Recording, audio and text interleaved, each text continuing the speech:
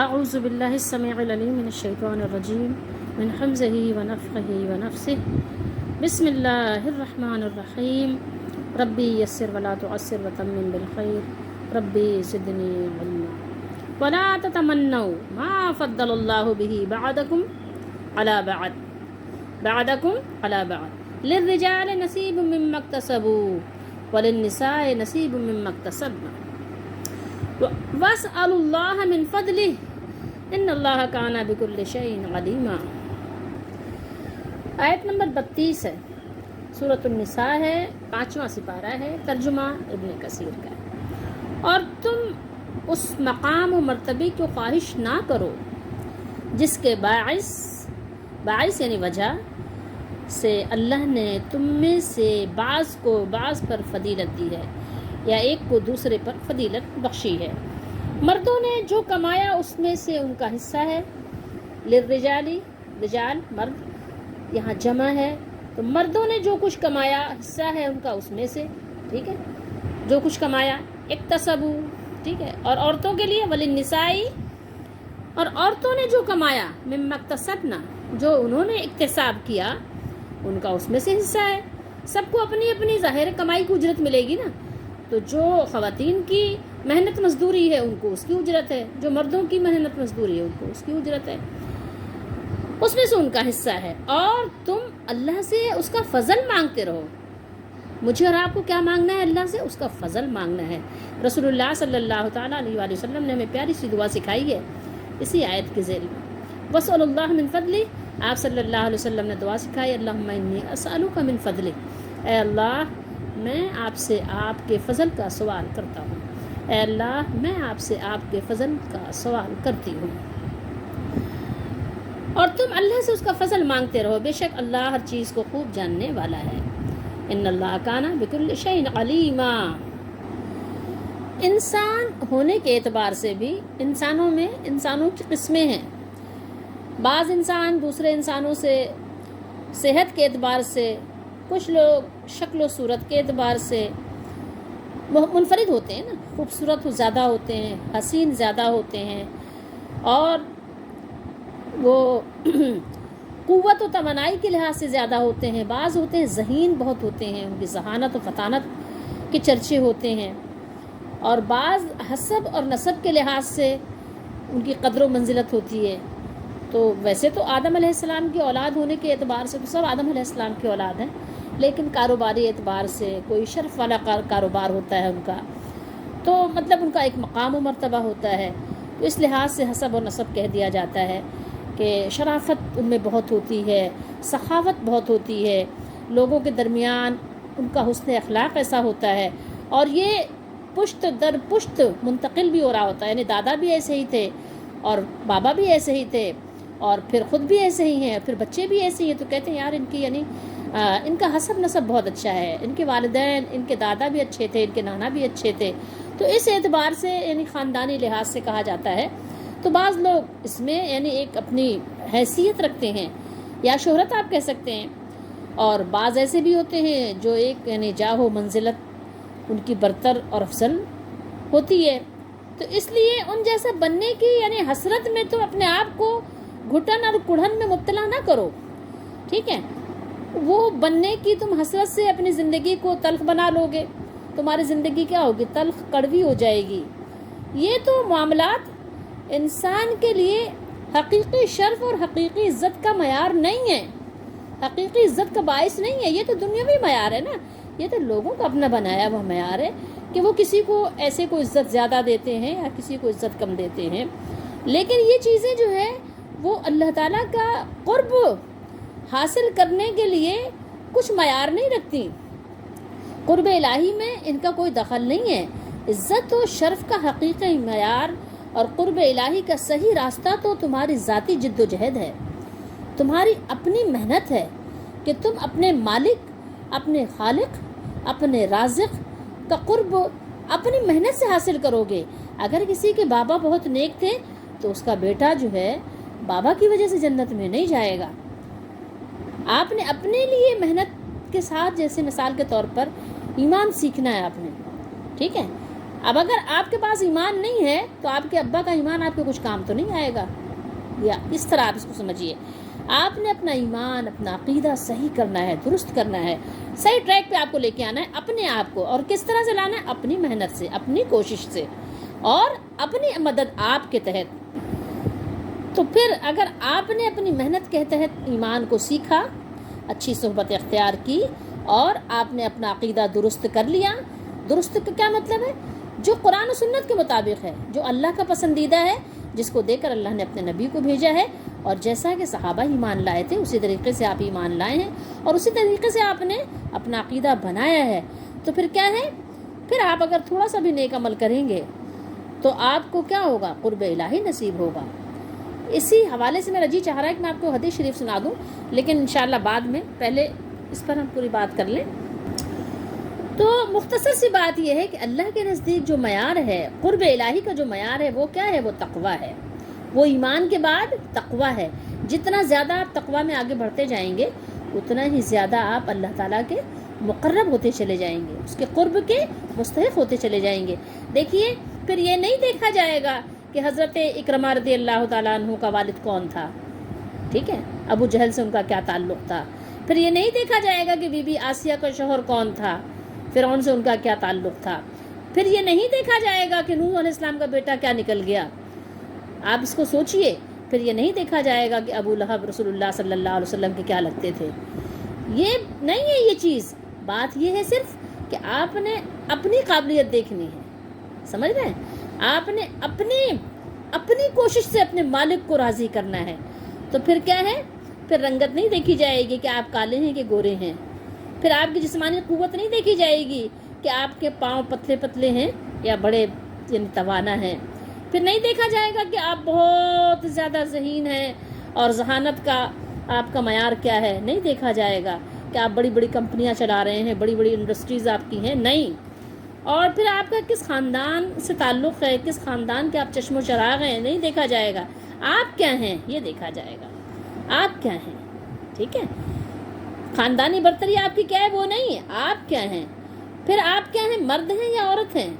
اور تمہارے چہرے کی دلکشی، تمہارے حسب و نسب کی برتری یا کوئی دوسری خوبی تمہیں اپنے خالق اور مالک، اس کی نگاہوں میں، جو ہمارا مالک ہے، جو ہمارا حقیقی مالک ہے، اس کی نگاہوں میں یہ چیزیں کوئی حیثیت نہیں رکھتی. اللہ نہیں دیکھتا کہ کون کتنا خوبصورت ہے، کون عورت ہے، کون مرد ہے. تو یہ چیزیں آپ کو نہ اللہ کے قریب کریں گی، نہ اللہ سے دور کریں گی. بہت خوبصورت ہے لیکن اعمال بھی بہت خوبصورت ہے، تو اس کا مطلب یہ تھوڑی کہ بہت خوبصورت ہے تو اللہ کے نزدیک وہ خوبصورت نہیں ہے کیونکہ اس کے اعمال خوبصورت ہیں. وہ متقی ہے، عورت ہے یا مرد ہے، ٹھیک ہے. اور اگر بہت بدصورت ہے، ایسا بدصورت ہے کوئی اگر کسی وجہ سے ہو گیا تو اس کے اعمال خوبصورت ہے، تو اس کی وجہ سے یہ نہیں کہ اللہ کے نزدیک وہ بدصورت ہوگا، ہرگز نہیں ہوگا. ٹھیک ہے. تو جو اللہ نے جس کو مرتبہ دیا ہے اسی مرتبے میں آپ اپنے آپ کو بڑا کرو. ٹھیک ہے. قد چھوٹا ہے تو کوئی بات نہیں، قد چھوٹا ہے نا، تو آپ اپنا جو ہے تقویٰ بڑا کر لو، تقویٰ اونچا کر لو، تقوی کا معیار اپنا بلند کر لو، اخلاص اچھا کر لو، مخلص بن جاؤ اللہ کے لیے بھی، اپنے خالق کے لیے بھی اور مخلوق کے لیے بھی مخلص بن جاؤ. جو بھی کرو خلوص کے ساتھ کرو. مخلص بن جاؤ گے، خلاصی پا جاؤ گے. کہاں سے؟ اللہ کے عذاب سے. تو اس لیے میرے اور آپ کے لیے کرنے کا کام کیا ہے؟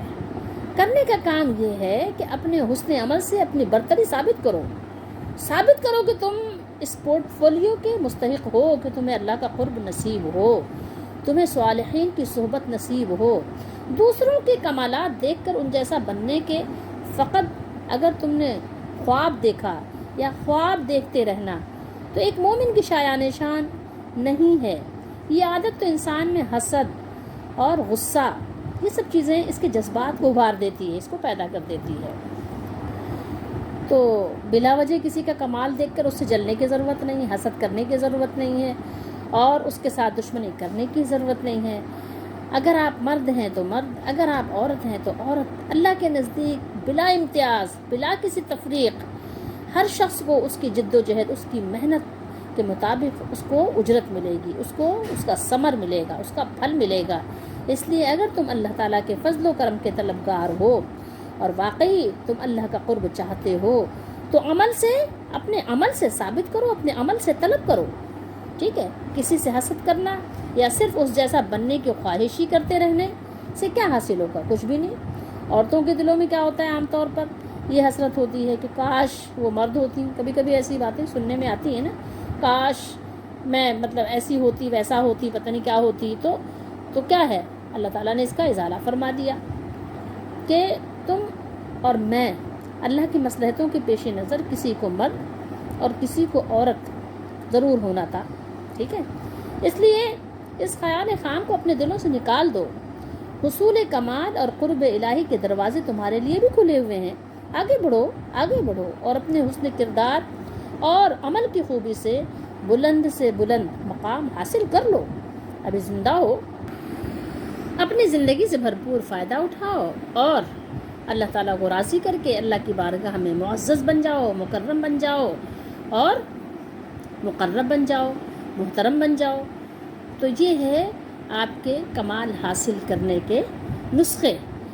جیسے ڈاکٹر نسخہ دیتا ہے نا کہ آپ کی صحت یابی کے یہ نسخے ہوتے ہیں، اسی طریقے سے قرآن آپ کو وہ نسخے بتاتا ہے جو آپ کامیاب ہو جاؤ، ہمیشہ کے لیے صحت یاب ہو جاؤ۔ اللہ نے فرمایا للرجال نصیب مما اکتسبوا وللنساء نصیب مما اکتسبنا۔ مردوں کے لیے، مردوں کو ان کاموں کا ثواب ہے جو انہوں نے کیے، اور عورتوں کو ان کاموں کا ثواب ہے جو خواتین نے اور جو عورتوں نے کیے، جو انہوں نے کیے۔ ہر شخص کو اس کے عمل کے مطابق جزا ملے گی، ثواب ملے گا۔ اگر اچھا عمل کیا تو اچھی جزا ملے گی، اور اگر برا عمل کیا تو سزا ملے گی، ٹھیک ہے؟ دیکھیے یہاں پر لا کیا کہہ رہا ہے؟ لا کا مطلب ہے نہیں، اور تمنا آپ اردو میں بھی بولتے ہیں نا، یہ تمنا کی جمع ہے، تتمنو۔ یہ ایک تا جو ہے وہ تمہارے لیے آپ استعمال کر لیں، جیسے کہتے ہیں نا آپ، یو، ٹھیک ہے؟ آپ تو تتمنو، تمنا نہیں کرو، ٹھیک ہے؟ تمنا کرنے سے منع کیا گیا کہ ایسی تمنا، ایسی خواہش، ایسی حرص نہ کرو۔ یعنی یہ نہ کہو کہ کاش یہ درجہ یا مال مجھے مل جائے۔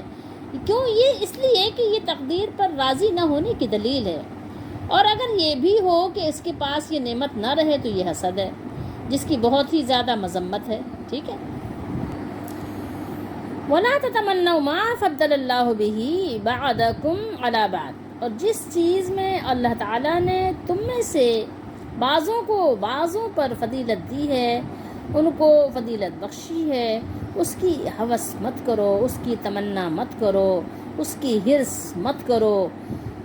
کوئی بھی آپ نام دے سکتے ہیں، حرص ہو یا ہوس ہو یا حسد ہو، ان سب کو یعنی آپ سے منع کیا جا رہا ہے کہ یہ سب مت کرو، یہ کرنے کے کام نہیں ہے ہمارے لیے۔ اس میں ایک حدیث شریف بھی ہے۔ حدیث شریف کیا ہے کہ حضرت ام سلمہ رضی اللہ تعالی عنہا، حضرت ام سلمہ رضی اللہ تعالیٰ عنہ نے عرض کیا، یا رسول اللہ صلی اللہ علیہ وسلم، مرد جہاد میں حصہ لیتے ہیں اور شہادت پاتے ہیں اور بھی ایسی کچھ چیزیں، لیکن ہم عورتیں ان فضیلت والے کاموں سے محروم ہیں۔ ہماری میراث بھی مردوں سے آدھی ہے، نصف ہے۔ تو اسی شان نزول یعنی آیت جو ہے، اسی کے شان نزول میں یہ آیت مبارکہ نازل ہوئی۔ مسند احمد شریف میں یہ حدیث شریف موجود ہے۔ اللہ تعالیٰ نے مردوں کو جو جسمانی قوت و طاقت اپنی حکمت اور ارادے کے مطابق عطا فرمائی ہے، اور جس کی بنیاد پر وہ جہاد بھی کرتے ہیں اور دیگر بیرونی کاموں میں حصہ لیتے ہیں، یہ ان کے لیے اللہ تعالیٰ کا خاص فضل ہے، یہ اللہ تعالیٰ کا عطیہ ہوا ان کے لیے عطیہ ہے۔ اس کو دیکھتے ہوئے عورتوں کو مردانہ صلاحیتوں کے کام کرنے کی آرزو نہیں کرنی چاہیے، البتہ اللہ تعالیٰ کی دی ہوئی جو یعنی ان کو صلاحیت ہے اس کے مطابق اللہ تعالیٰ کی فرما برداری اور نیکی کے کاموں میں خوب حصہ لینا چاہیے، اور جو کچھ وہ اس میدان میں کر سکتی ہیں وہ کریں، اور جو کچھ وہ کریں گی، جو کچھ وہ کمائیں گی، تو ان کو بھی اس کا اجر اسی طرح ملے گا جیسے کہ مردوں کو ملے گا، پورا اللہ تعالیٰ ان کو صلہ دے گا۔ اس کے علاوہ اللہ تعالیٰ سے اس کے فضل کا سوال کرتے رہو، اس کا فضل مانگتے رہو، اس کا فضل مانگنا چاہیے، کیونکہ مرد اور عورت کے درمیان جو اللہ تعالیٰ نے صلاحیت اور قوت کا جو اللہ تعالیٰ نے ایک فرق رکھا ہے، وہ تو اللہ تعالیٰ کی قدرت کا ایک اٹل فیصلہ ہے جو محض کسی کے آرزو کرنے سے تبدیل نہیں ہو سکتا، بلکہ ہونا تو یہ چاہیے کہ جس کو اللہ تعالیٰ نے مرد بنا دیا وہ اس پر شکر ادا کرے، جس کو اللہ تعالیٰ نے عورت بنا دیا وہ اسی پر اللہ تعالیٰ کا شکر ادا کرے، اللہ سے راضی رہے، اور سمجھے کہ اگر وہ مرد ہو جاتی تو شاید مردوں کی ذمہ داریوں کو پورا نہ کر سکتی، جو اللہ نے مردوں پہ ذمہ داریاں رکھی ہیں اس کی ادائیگی میں وہ کوتاہی کرتی، ہو سکتا ہے وہ گنہگار ہو جاتی۔ جس کو اللہ تعالیٰ نے خوبصورت پیدا کیا ہے وہ اس پر شکر گزار ہو کہ اس کو اللہ تعالیٰ نے ایک نعمت دی ہے، حسن ایک نعمت ہے، اور اللہ تعالیٰ نے اس کو عطا فرمائی ہے، بغیر طلب کے عطا فرمائی ہے، اور جو خوبصورت نہیں ہے وہ بھی رنجیدہ نہ ہو، اور سمجھے کہ میرے لیے اسی میں کوئی خیر اللہ تعالیٰ نے پوشیدہ رکھ دی ہے، اسی میں ہمارے لیے خیر مقدر کر دی ہے۔ اگر اللہ تعالیٰ نے مجھے حسن و جمال عطا کر دیا ہوتا، اگر مجھے حسن و جمال ملتا تو شاید کہ میں کسی فتنے اور خرابی میں مبتلا ہو جاتا۔ جو شخص نسب کے اعتبار سے کوئی اعلیٰ نسب ہے یا اللہ نے کسی کو سید گھرانے میں پیدا کیا ہے، ہاشمی ہے، تو وہ اس پر شکر کرے کہ یہ نسبت اللہ تعالیٰ کا انعام ہے، اللہ نے یہ انعام دیا ہے، میں اس انعام کی قدر کروں، اس کو ضائع نہ کروں، کیونکہ جس کا عمل اس کو پیچھے کر دے گا اس کا نسب اسے آگے نہیں کرے گا، مسلم شریف کی حدیث شریف ہے۔ اور جس کو یہ نسبت حاصل نہیں ہے، جو کوئی فقیر گھرانے میں ایسی جگہ پیدا ہو گیا کہ جس کے لوگ سب میں نہیں کہنے تحقیر کرتے ہیں، ایسے بھی لوگ ہوتے ہیں نا، تو وہ اس کی فکر میں نہ پڑے اور اس کی تمنا بھی نہ کرے، کیونکہ یہ چیز کسی کو کوشش سے حاصل نہیں ہوتی، اور نہ یہ کوشش سے حاصل ہونے والی ہے کہ آپ بہت کوشش کریں تو آپ سید بن جائیں، بہت کوشش کریں گے تو کالے ہیں تو گورے بن جائیں۔ ٹھیک ہے کریمیں لگائیں، کچھ بہتر ہو جائے گا کلر، لیکن ایسا نہیں ہے کہ کالا انسان گورا ہو جائے گا، تو کالا ہے تو کیا ہو گیا؟ کالا ہونا کوئی عیب ہے کیا؟ ٹھیک ہے، اگر کسی کی ناک پتلی ہے، کسی کی موٹی ہے، کسی کے کچھ ہے تو کچھ عیب نہیں ہے۔ یہ جو لوگ عیب سمجھتے ہیں اصل میں ان میں عیب ہے۔ ٹھیک ہے، یہ تو ایک مالک کی کہنا چاہیے کہ شاہکاری ہے، کسی کو کچھ دیتا ہے، کسی کو کچھ دیتا ہے۔ ٹھیک ہے، کسی کی سانولی رنگت ہے، کسی کی گوری رنگت ہے، کسی کی کالی رنگت ہے، یہ چیزیں ایسی تھوڑی ان کو پرے ڈال دو یار، ان کو پیچھے کرو، یہ چیزیں تو اہمیت کے حامل ہیں ہی نہیں۔ کسی کا جسم ایسا ہوتا ہے تھوڑا سا کھاتا ہے تو پھول جاتا ہے، کسی کا جسم ایسا ہوتا ہے بہت سارا کھاتا ہے پتلا ہی رہتا ہے، تو اب یہ چیزیں کوئی میٹر تھوڑی کرتی ہیں۔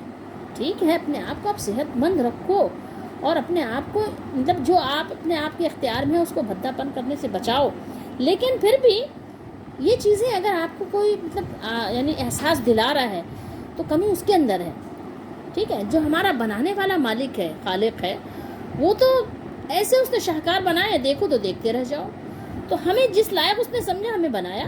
ٹھیک ہے، کسی کا قد اونچا کر دیا، کسی کا درمیانہ، کسی کا جو ہے کم کر دیا، تو یہ چیزیں وہ نہیں ہے کہ یہ کوئی وہ کرائٹیریا ہیں بہتر ہونے کی، اچھا ہونے کی، یا اس کے پیچھے کڑھنے کی کہ یار میرے پاس یہ نہیں ہے، کڑھتے رہو، پھر اب کڑھتے ہی کڑھتے اللہ کی ناشکری بھی کرتے رہو گے، اسی میں زندگی گزار دو اپنی پر۔ اگر یہی ہے تو پھر اسی میں زندگی گزار دو، اور بس تمنا ہی کرتے رہو۔ تمنا کرنے سے اگر ساری چیزیں ہو جاتی تو پھر کوئی بات ہی نہیں تھی۔ یہ قانون الہی ہے، یہ اللہ تعالیٰ نے، اللہ کی فیکٹری ہے، اللہ نے جیسے چاہا اپنی فیکٹری میں مختلف طرح کی چیزیں اللہ تعالیٰ نے یہ لگائے ہوئے ہیں یہاں پر۔ ٹھیک ہے، یہاں پہ مختلف مشینریاں لگی ہوئی ہیں، وہ کام کر رہی ہیں، تو آپ یہ سب چکروں میں تھوڑی پڑتے ہیں۔ ظاہر ہے مشین کا کوئی پرزہ کیسا ہوتا ہے، کوئی چھوٹا پرزہ ہوتا ہے، کوئی بڑا پرزہ ہوتا ہے، کوئی موٹا پرزہ ہوتا ہے، کوئی پتلا پرزہ ہوتا ہے، مشین بہت طرح کی ہوتی ہیں۔ تو یہ اس پر آپ نے کیا کرنا ہے بھائی، جو پرزہ جس لائق ہے وہ اسی لائق میں بہتری کام کرے گا۔ کیا سمجھ رہے ہیں آپ کیا سمجھتے ہیں؟ غور کریں آپ تو پھر آپ کو اندازہ ہوگا۔ تو بلا وجہ خواہ مخواہ جو ہے کیا کہتے ہیں، آپ اپنے لیے رنج و غم آپ مبتلا کرنے کے لیے اپنے آپ کو اسی میں کڑھیں تو اس سے کچھ بھی فائدہ حاصل نہیں ہوگا۔ ٹھیک ہے، یا اپنے نسب پر افسوس کریں، اس کی فکر نہ کریں، بلکہ کیا کریں، اعمال صالحہ کرنے کی فکر کریں، کہ اعمال صالحہ کی فکر ہمیں کیا کرے گی، ہمیں ترقی میں آگے بڑھا دے گی۔ اور ایسا کرنے سے وہ جو بڑے نسب والے ہیں، بڑے حسن والے ہیں، بڑے دولت والے ہیں، آپ اپنے آپ کو اللہ تعالیٰ کے قرب میں سب سے آگے کر سکتے ہیں، اپنے آپ کو بڑھا سکتے ہیں۔ جو یہ لوگ ہیں نا حسین و جمیل، آپ چاہیں تو اپنے عمل سے اللہ تعالیٰ کے نزدیک سے نزدیک تر ہوتے چلے جائیں۔ اچھا، ہم نے قرآن مجید کی کچھ آیات یہ بھی تلاوت کی ہیں کہ اللہ نے فرمایا فاستبقوا الخیرات، اور احادیث مبارکہ سے بھی ہمیں یہ سبق ملتا ہے کہ اپنے آپ کو خیرات میں لوگوں سے آگے لے جاؤ، آگے بڑھا لو۔ اب یہاں تو یہ بات ہو رہی ہے کہ تمنا نہ کرو، کہ ایک دوسرے کو جو اللہ نے فضیلت دی اس کی تمنا نہ کرو، اور پھر آیات یہ بھی کہتی ہیں کہ آپ نا وسارعوا، دوڑو، دوڑ لگاؤ اللہ کی مغفرت کی طرف، اور فاستبقوا الخیرات، ٹھیک ہے، خیرات میں تم سبقت کرو، آگے بڑھو، آگے بڑھو، آگے بڑھو، اور فرمایا کہ ففروا الی اللہ، دوڑ لگاؤ اللہ کی طرف۔ تو یہ سب چیزیں کیا ہیں؟ تو اس سے آپ یہ سمجھیے کہ نیک کاموں میں دوسرے سے آگے بڑھنے کی کوشش کا حکم اس لیے دیا ہے کہ نیک کاموں میں آپ آگے بڑھ سکتے ہیں، جن چیزوں میں آگے نہیں بڑھ سکتے ان کی تمنا کرنے سے منع کیا ہے۔ اگر آپ یہ دیکھتے ہیں کہ کوئی قرآن اچھا پڑھتا ہے تو آپ بھی کوشش کیجئے کہ آپ اچھا پڑھیں، آپ اس سے بھی زیادہ اچھا پڑھنے کی کوشش کریں، یہ تھوڑی منع ہے۔ اگر آپ یہ دیکھتے ہیں کہ کوئی زیادہ صدقہ خیرات کرتا ہے، چھپ چھپ کے کرتا ہے، تو آپ اس سے بھی زیادہ چھپ چھپ کر زیادہ صدقہ خیرات کریں۔ اگر آپ کے پاس مال ہے تو، اور نہیں ہے تو چلو آدھی کھجور ہی صحیح، آدھی کھجور آپ صدقہ کر دیں، آدھی روٹی صحیح، اتنا تو کر سکتے ہیں نا، ایک پراٹھا ہی صحیح، چلو 10 روپیہ ہی صحیح، تو 1 روپیہ 1 لاکھ روپیہ سے جیت جائے گا۔ کیونکہ یہ ظاہر ہے آپ اگر اپنا خلوص زیادہ کر لیں گے اور اللہ تعالیٰ کو راضی کرنے کے لیے آپ زیادہ ایسے کام کریں گے تو آپ زیادہ آگے بڑھ جائیں گے۔ تو یہ دیکھیں، ایک چیز ہے کہ جو آپ کے اختیار سے باہر ہے، جس کو آپ چاہ کر بھی آپ تمنا کرنے سے آگے، اس کے ساتھ، اس کے برابر یا اس سے آگے نہیں ہو سکتے، تو اس میں سوائے شکوہ شکایت اور رنج و غم، افسوس اور اچھے کاموں سے پیچھے رہ جانے کے سوا کچھ حاصل نہیں ہے۔ اور ایک چیز وہ ہے کہ جس میں آپ آگے بڑھ سکتے ہیں۔ ایک شخص تہجد پڑھتا ہے 2 رکعت، آپ 4 رکعت پڑھنے لگ جائیں، یہ تو آپ کر سکتے ہیں نا، یہ تو آپ کے اختیار میں ہے۔ ایک شخص نیک کام کرتا ہے، سچ بولتا ہے، سچائی کے ساتھ تجارت کرتا ہے، آپ اس سے بھی زیادہ آپ کیا کریں، آپ لوگوں کے ساتھ رواداری بھی کریں، ٹھیک ہے۔ تو بہت ساری چیزیں ہیں ایسی۔ تو اب اس میں دیکھیں، آپ یہ نہیں ہے کوئی آپ کہیں کہ یہ تو یار تعرض ہو رہا ہے، کہ ایک جگہ قرآن کی آیت کہہ رہی ہے کہ آگے بڑھو، ایک دوسرے سے نیکیوں میں آگے بڑھو، خیرات میں آگے بڑھو، صدقت کرو، اور ایک جگہ یہ کہہ رہا ہے کہ قرآن کی یعنی یہ بیان کر رہا ہے کہ آپ نا تمنا ہی نہ کرو، ٹھیک ہے، ایک دوسرے کو جو اللہ نے فضیلت دی اس کی تمنا نہ کرو۔ تو یہ دونوں چیزیں اگر آپ سمجھیں گے تو بہت آرام سے آپ سمجھ جائیں گے، یعنی جس چیز میں یا جو اعمال اور افعال سے متعلق ہیں، جو انسان کے اختیار میں ہیں اور کسب اور اکتساب سے حاصل ہو سکتے ہیں، وہ چاہے علمی فضائل اور عملی اور اخلاقی کمالات کسی کے دیکھ کر ان کے حاصل کرنے کی جد و جہد کیا ہے، پسندیدہ ہے، عمل ہے، اچھا ہے، ٹھیک ہے۔ اس آیت مبارکہ میں ہدایت ہے، اللہ تعالیٰ نے وَاسْأَلُوا اللَّهَ مِن فَضْلِهِ میں ہدایت کی ہے اس میں کہ جب تم کسی کو کسی کمال میں اپنے سے زائد دیکھو تو بجائے اس کے کہ اس خاص کمال میں اس کے برابر ہونے کی تمنا کرو، تمہیں کرنا یہ چاہیے کہ اللہ تعالیٰ سے اس کے فضل و کرم کی درخواست کرو، عرضی پیش کرو، مانگو، طلب کرو، اس سے دعا کرو، کیونکہ اللہ تعالیٰ کا فضل ہر شخص کے لیے جدا جدا صورتوں میں ظاہر ہوتا ہے، الگ الگ اس کی صورتیں ہوتی ہیں۔ کسی کے لیے مال و دولت فضل الہی ہوتا ہے، اگر وہ فقیر ہو جائے تو گناہ میں یا کفر میں مبتلا ہو جائے گا، اور کسی کے لیے تنگی اور تنگ دستی ہی میں فضل ہوتا ہے، اگر وہ غنی اور مالدار ہو جائے تو ہزاروں گناہوں کا شکار ہو جائے۔ اسی طرح کسی کی عزت و جاہ کی صورت میں فضل الہی، فضل خداوندی یا فضل مولا یہی ہوتا ہے۔ کسی کے لیے گمنامی کی زندگی کوئی نہیں جانتا، اور قسم پرسی یعنی بے یار و مددگار، کوئی اس کی دستگیری کرنے والا نہیں ہے، اسی میں اس کے فضل کا ظہور ہوتا ہے، وہی اس کے لیے بہتر ہوتا ہے، اسی میں حکمت ہوتی ہے کہ وہ ایسا ہی ہو، تو وہ اس کے لیے آخرت کے لیے کیا ہوگا، اس کی کامیابی کا ضامن بن جائے گا۔ اور حقیقت حال پر نظر کرے تو معلوم ہو جائے کہ اگر اس کو عزت و جاہ ملتی تو بہت سے گناہوں میں مبتلا ہو جاتا۔ ایسا ہے، آپ دیکھیں بہت سے لوگ آپ کو ایسے نظر آئیں گے کہ اپنی عزت کا یعنی ناجائز فائدہ اٹھاتے ہیں، اپنے حسن کا ناجائز فائدہ اٹھاتے ہیں، اپنے مال و دولت کا ناجائز فائدہ اٹھاتے ہیں۔ اس لیے اس آیت مبارکہ میں اللہ تعالیٰ نے ہدایت فرمائی ہے کہ جب اللہ سے مانگو تو کسی خاص وصف معین کو مانگنے کے بجائے کہ بس اللہ تعالیٰ مجھے یہ دے دے، بس دے ہی دے، ٹھیک ہے، اللہ مجھے بیٹا دے، بس مجھے بیٹا دے، اور بیٹا دے ہی دے، مجھے بیٹا ہی چاہیے، ٹھیک ہے، یہ مانگنے کے بجائے کیا کرو، اللہ تعالیٰ سے اللہ تعالیٰ کا فضل مانگو۔ ہو سکتا ہے کہ اللہ تعالیٰ آپ کو جو بیٹی دے، جو اللہ دینا چاہتا ہے، تو وہ بیٹے سے اچھی ہو، وہی بیٹی آپ کے لیے بڑے فضل کا باعث ہو، ٹھیک ہے، بڑے شرف اور بڑی عزت کا باعث ہو، ٹھیک ہے، اسی بیٹی کے ذریعے سے اللہ تعالیٰ آپ کو ایسا داماد عطا کر دے۔